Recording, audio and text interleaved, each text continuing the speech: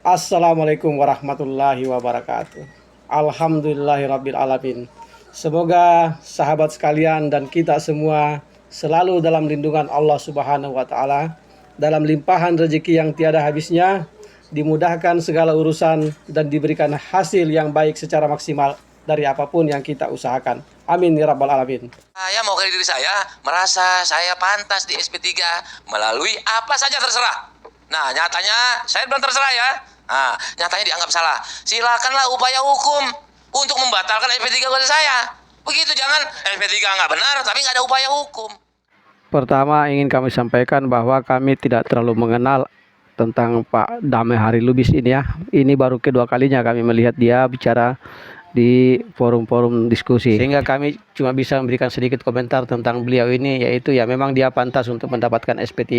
Yang pertama karena memang dia tidak dilaporkan lalu ditersangkakan, yang kedua karena memang kondisinya ya yang seperti ini. Maksud kami dari melihat cara bicaranya dan gayanya, memang sebaiknya Pak Damai Hari Lubis ini tidak usah berada dalam barisan perjuangan yang sedang dijalani oleh Roy Suryo CS, sehingga lebih cepat dia dikeluarkan atau di SP3 kan, itu justru lebih bagus karena akan menjadi masalah di kemudian. Maksud kami akan besar kemungkinan ada potensi masalah yang lebih besar di kemudian hari jika Pak Damai Hari Lubis tetap dalam posisi tersangka bersama para pejuang lainnya. Itu yang pertama yang kami komentari tentang Pak Damai Hari Lubis. Yang kedua, melihat dari narasinya tadi sangat tidak pantas sebenarnya dia mengucapkan seperti itu, dan sepertinya dia tidak mengetahui konteks dan konten yang dia sedang bicarakan. Maksud kami bahwa dalam forum diskusi ini dia menganggap bahwa dia adalah musuh dari timnya Roy Suryo, padahal bukan begitu. Yang dibahas di sini sebenarnya bukan dia sebagai musuh, tapi yang dibahas tentang prosedur SP3 yang dia terima. Atau mungkin saja ya, dan bisa saja sejak beberapa hari yang lalu sebelum dia mendapatkan SP3, dia sudah merasa bukan bagian daripada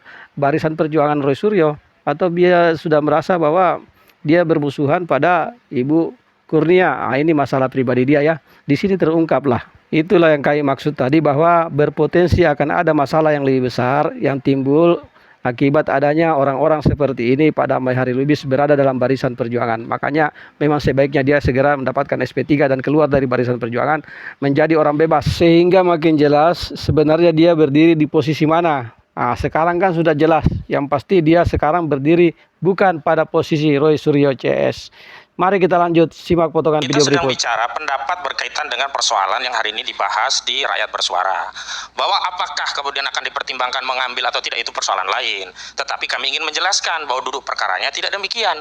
Alasan subjektifnya tidak terpenuhi semua, bahkan yang paling fatal yang tidak pernah dibantah pada forum ini, alasan objektif, yakni pasal yang berkenaan di atas 5 tahun itu tidak bisa. Itulah penjelasan Ustadz Hosinuddin mengenai konten dan konteks yang sedang dibahas dalam forum diskusi ini terkait SP3 yang diterima oleh Pak Damai dan Bang Egy Sujana. Dalam forum diskusi Rakyat Bersuara ini kan membahas tentang SP3 itu dari sudut pandang hukum, maka dijelaskanlah oleh Pak Ustadz Hosinuddin.